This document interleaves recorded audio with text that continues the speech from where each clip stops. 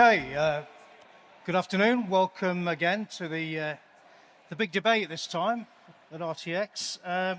This session is titled Collaboration versus Competition, bit of a grand title, but it's focused on how logistics and haulage operators are responding to a sector under sustained pressure from rising costs, labour constraints, compliance demands, and the transition to decarbonisation.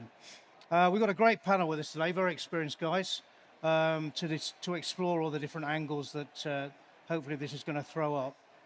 We're joined by David Millard, MD of Clugston Distribution Services, Paul Johnson, Managing Director of Transervice Group, and Stuart Godman, Group CEO of North Star, the new owner of Pallet Track. Collaboration, of course, isn't new in the UK, in the sector. It already exists in structured forms like pallet networks, obviously, shared hubs, subcontracting models. What's changed is the pressure around it. So costs, labour, compliance, decarbonisation, as I say, are all pushing operators to find more efficient ways of working. So the real question today isn't whether collaboration works. It clearly does in certain environments, but where it breaks down and how far it can realistically go alongside competition and consolidation.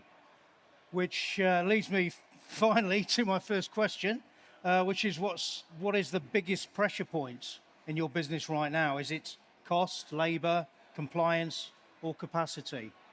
Perhaps Stuart, you want to go first? Okay, thanks for that, Tim. For my particular group, capacity is not the challenge. I think it's more around compliance, cost, which and labour, and obviously cost and labour are interlinked. And I think what's happened from the government the last sort of year, 18 months, has driven cost into operations. When you're a business that wants to be highly compliant as well, that's investment. And unfortunately, it's investment that often you can't claw back from your customer. So then it drives the efficiency gains and everything else. So for me, it's labour, costs, and compliance. And customers want you to run decarbonised fleets. They want you focused on ESG policy. But unfortunately, they won't pay for very few want to pay for it. Exactly. Paul? Yeah, no, I would absolutely agree with that cost.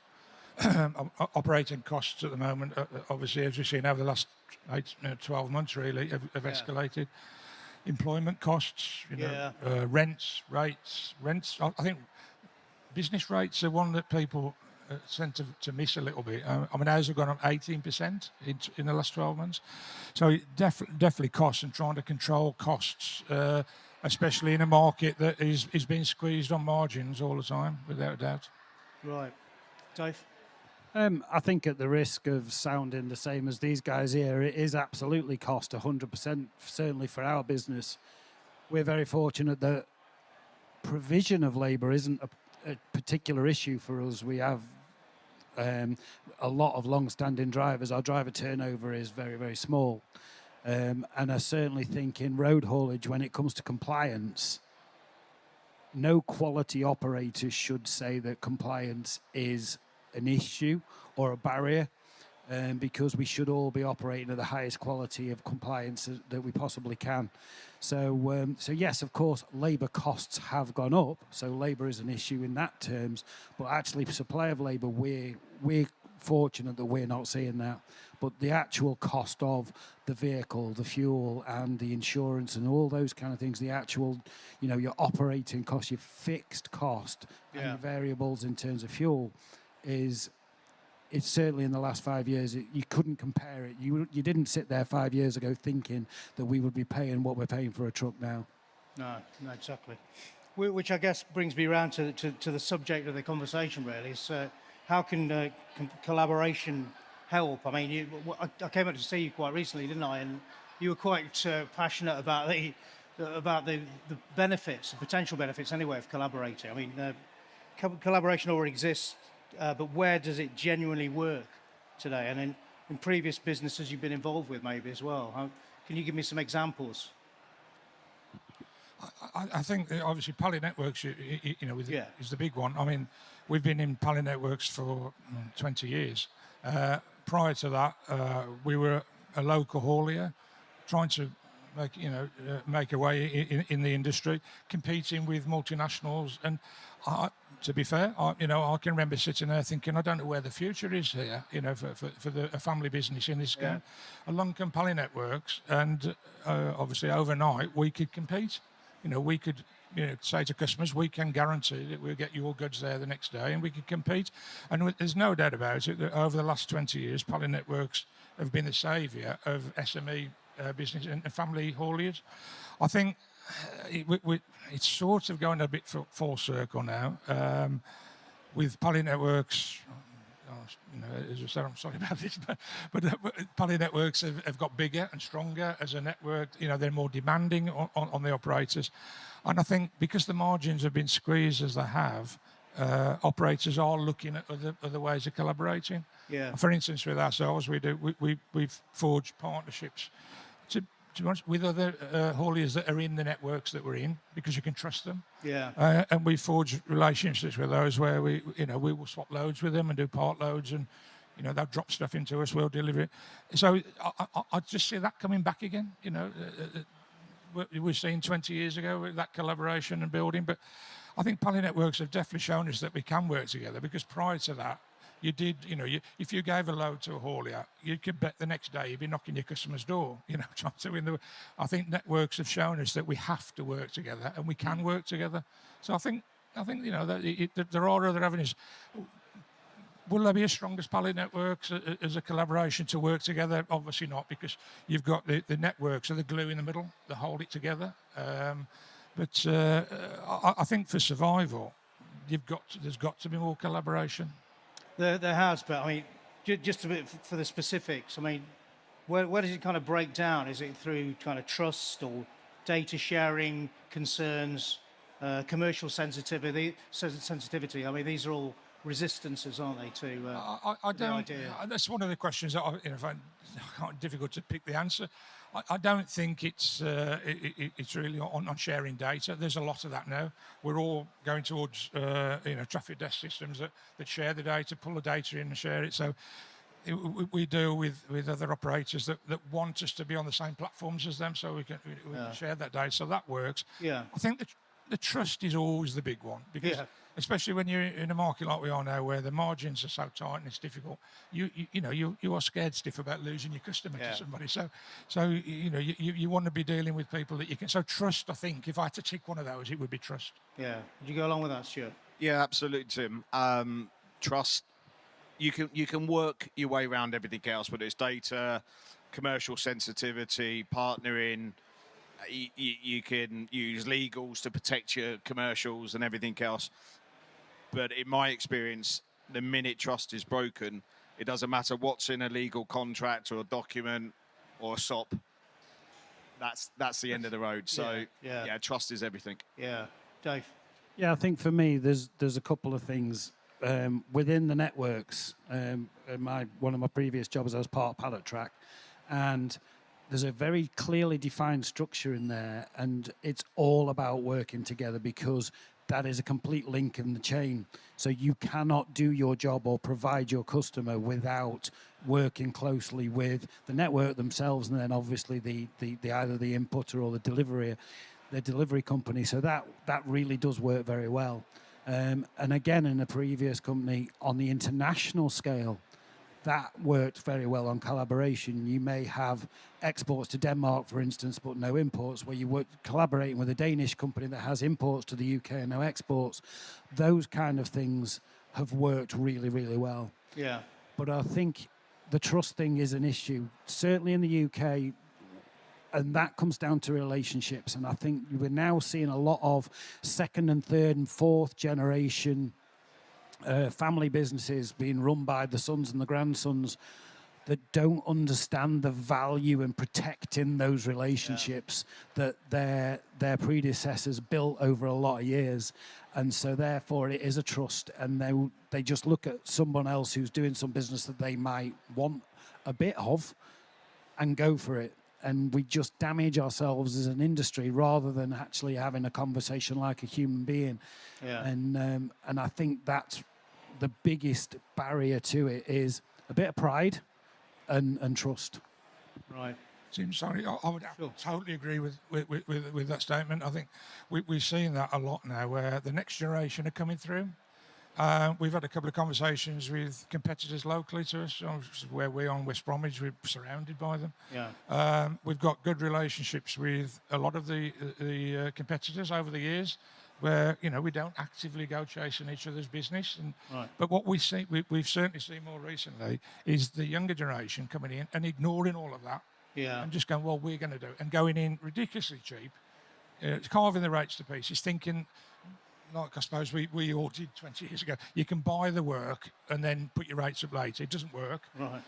But in the meantime, I've had conversations with the parents of these people that I got a good understanding with, and they don't realise that the children, this is what's happening. Yeah. And I think, as you rightly say, they're destroying the relationships that we've built up with the older generation. But in conversations, a thing that crops up this morning actually was the drive towards with networks to having a single portal to for the customers to book on.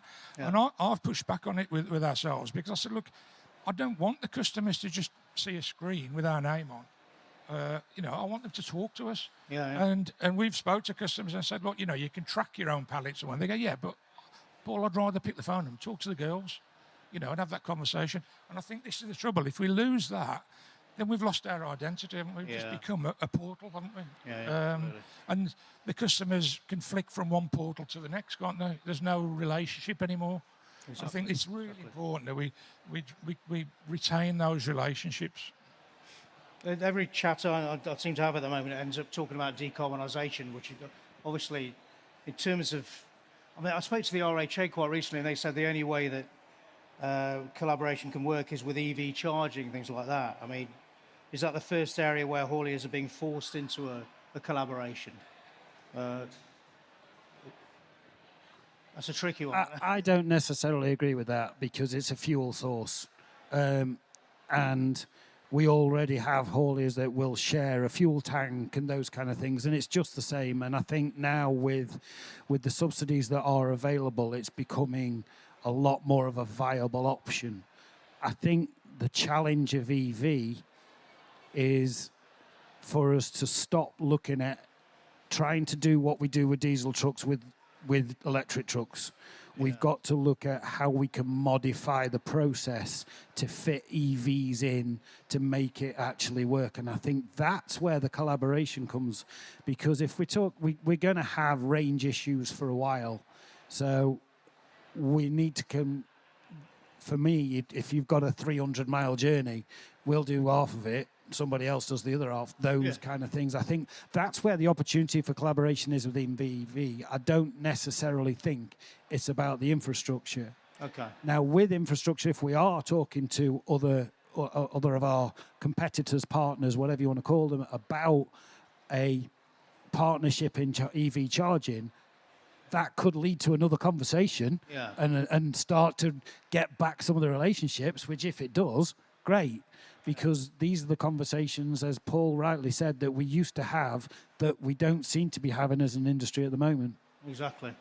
Do you want to answer that, Stuart? Sorry. Yeah, I'm not going to repeat any of what's been said. What I would say is we've just done a big project on whether or not to put an EV for HGV in at the hub, and then we could commercialise it by working with local partners and everything else. Theory's great, grants are great, business case great. You still need the infrastructure. Yeah. And actually, you still need the power source coming into that location. And then when you actually dig deep, all of these great ideas, you actually hit a lot of roadblocks. Yeah, absolutely. So I don't think it's a forced collaboration, because it's the same as buying fuel off a petrol court. Yeah. We're not collaborating, we're just all buying fuel from the same place. So I think collaboration in that area is one step too far at the moment. Fair enough. Okay. Yeah, I would totally agree. Infrastructure is always going to be important. Great idea, as you said. I would be happy to share that with other people. And as you said, hopefully that forges a relationship with somebody else that you can do business with. Yeah. That's not a problem. I haven't got an issue with that. I don't see that, that doesn't worry me.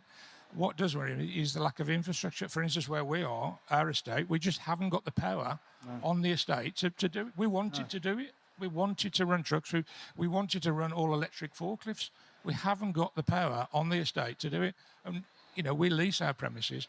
We're not going to pay to put that in. So where do we go? Where do we go with that? Just to digress slightly, I mean, that's quite interesting, because a lot of people are saying the same thing, really, that, I don't know, people have got to have a word with Ofgem and say, look, this just isn't working. We've got to get more power into our depots. But is that, you know, is that going to happen? How optimistic are you on that front? We looked into it briefly, and the cost, you know, we were talking fortunes to put the power onto this. They've got to literally build another substation to put that in, and there's no money available for that. The landlord is absolutely not interested in doing it. The only thing we could possibly do is solar panels, which we could probably run the forklifts on, but we're not going to be able to run commercial vehicles on. So, unless somebody forks out with a big check, then how are we going to do it? We certainly can't do it on the margins on pallets. A bit of a fork here, but at what point is collaboration no longer enough and consolidation becomes the only viable route, would you say? Personally, I think consolidation is always the end result. And I've done, 37 years in this sector, and I've seen consolidation happen. It tends to happen in waves. Yeah. You get the predator-prey conversation, which one do you want to be? Yeah. And you need scale. To get scale, sometimes you need to collaborate to get to scale. Then when you've got scale, you tend to look at a consolidation play, whether it's you're going on market share or somebody's looking at you. You know, a lot of businesses now, mine included, got PE funding. Yeah. In a PE-backed business, consolidation is normally the end goal. Yeah. So I saw this in parcels 20 years ago, where there was so many players. It had to consolidate, and I'm seeing this in the pallet networks currently. It will happen very soon. Yeah. It has to. Yeah. I totally agree. You've got to see it in the pallet networks, haven't you? I think, again, as a family business, 47 years I've been in business, and I've got my sons are in the business now, and, you know, my oldest son's got his foot on the accelerator, and he wants to go and knock the world over. I think the big thing for us is control your costs, get your operation working effectively, and then, I think we will look forward and if that is in collaboration or working with partners or even acquisition, then, you know, because, you know, there's failures. We've seen that. There will be more failures, and we're looking, and if the right business in the right area came along, we'd be interested. But it's no good thinking that, you know, buying another business or whatever is going to solve your problem. You've got to sort any problems out first. Get your costs right, and then look at it as a business growth. And I think that's what we're looking at doing. And so there is, you know, there's a space for, as has been proven, obviously, with Pallet Track. Yeah, I was going to... Sorry, Dave. No, I was just going to say, as Stuart quite rightly says, it's cyclical. And I've been in this industry now for almost 40 years, and it is cyclical. The big boys buy the little boys. They tend not to look after it all as well as they should. And then over time, they start to downsize a little bit. That creates these little green shoots of independence that they all pop up. Yeah. They start to work together, and they collaborate, and then they consolidate so it is cyclical. I think the major difference right now today is the Amazon style customer. We didn't have those back in the day. The customers now are doing it. They are becoming these giants rather than just having the giant logistics company. And that creates both new challenges, but also opportunities for the independents as well. But a lot of the times, they're having to collaborate to be sizable enough for the Amazons of the world to be talking to them. Yeah, absolutely. So if you had to choose one, would you scale through acquisition, collaboration, or just stay independent and accept the constraints? Is that a loaded question? Because, you know, we're scaling through acquisition. I think for us, I think that depends on your resilience. Yeah. And it depends on what you want out of life and how close you are towards the end of your working life. For us, we're keen to grow. We are very keen for organic growth, and we've got a lot of customers that are still telling us that They are looking for quality haulage. There seems to be, that is the term that keeps getting said to me in multiple sectors. So for Klugman Distribution, we're looking at both organic growth and growth by acquisition. We're looking to scale up that way. So for us, it's simple. It's growth and scale. Okay. You've got to grow, haven't you? You can't stand still. No. In any business, you stand still, you go backwards, don't you? So, as you rightly say, organic growth is what we've done over the 47 years. That's how we've built the business. But you've always got to have one eye on opportunity, haven't you? Yeah, and if the right opportunity comes along and it fits with what the plan is, then yeah, you've always got to be prepared to, and that's what we're doing. Obviously, we've got a plan in place, as I said, for the next generation in our business, and that's how we intend to grow the business going forward. As I back away. Did you want to add to that, Stuart? Yeah, I think it's circumstantial. Every business at a different stage of their life cycle. Some are embryonic, some are in growth spurt, some are in maturity. Yeah. I think it depends, like you said, generations. If you've got generations, which sounds like you have, that's a fantastic next phase. A lot of businesses don't have that. If you're in a consolidation play, you lose the family feel, and it's more corporate, and corporates want to do M&A because they're always going to be bigger and better than everyone else, which often is not the case. So I think it's more circumstantial where you are as a business and your financial makeup, and at the end of the day, the strength of your balance sheet. Fair enough. So looking 5 years ahead, I mean, do you see more fragmentation with cooperation or fewer larger consolidated players? For me, I think it's the latter. Right. I think it will be more consolidation. Right. I think when you look at transport in general, it's a hard sector to play in.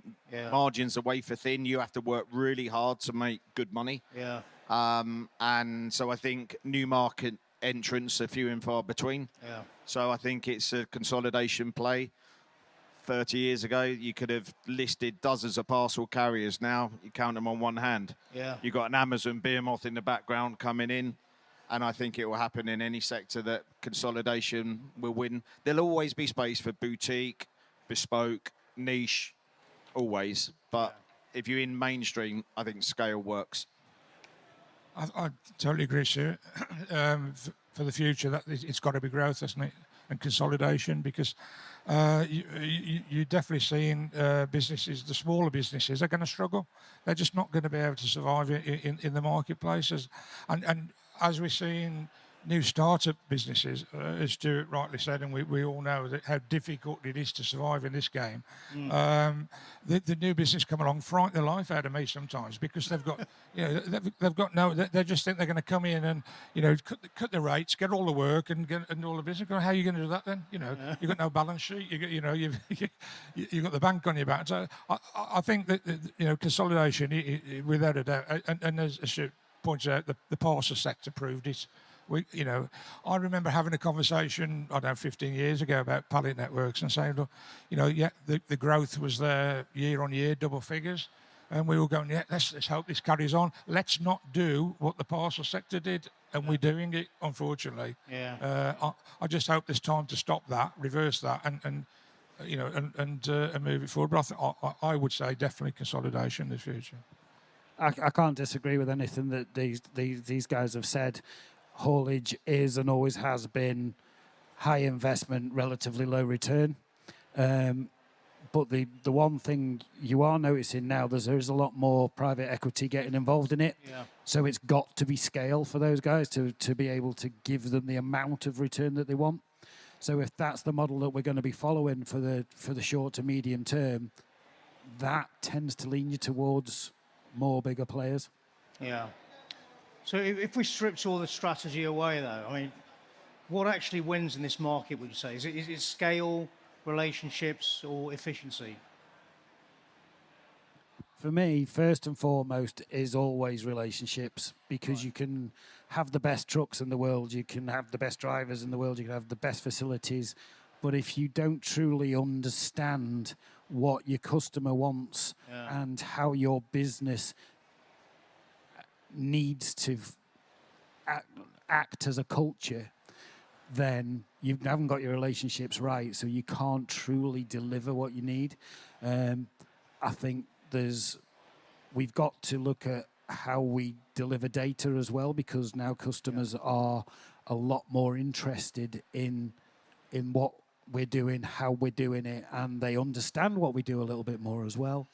But I would always, if I had to pick one, I'd always go relationships first. Would you go along with that, Paul? Yeah, basically, yeah. Relationship, as we said earlier, is massively important, isn't it? You know, it's that relationship with the customer that keeps you there. When you're being, attacked by people going in with silly rate cards, the thing that holds that, and we've proved it again recently with a big account, is the relationship that we've had with that customer for 15 years. Yeah. And I was able to sit down with them and go, well, look, that is a stupid rate card. Well, I can't compete with that. But look at our relationship over the last 15 years, and that meant a lot to them. And I think you're right. That's what we've got to, without doubt, it's forging that, keeping that relationship there. You lose that, and then we're all we're all like these seats, and we're all the same. Yeah. There's no differential, and the customer can might as well flip from one to the other for the cheapest price. You've got to have that relationship with the customer. Just want to conclude. Stuart, I know everyone's very keen to get to the England. Yeah. We're not looking at a watch, honestly. Look, I agree with the chaps that relationships, everything. I turn the question the other way slightly, which is what's going to stunt your growth and what are you in control of? Yeah. For me, it's service, cost, relationship. You lose customers on service. In fairness, that's partly your own fault.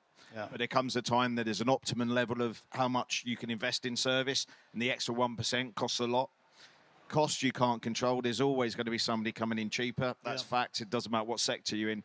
But the one thing that I would be devastated about is if you lost business because of relationship, because that's within your gift, our gift, everybody's gift. So for me to make sure you can keep growing your business, relationship. Sounds like a good place to end it. Thanks a lot, guys. I really appreciate that. Perfect. Thank you. That's great stuff. Thanks.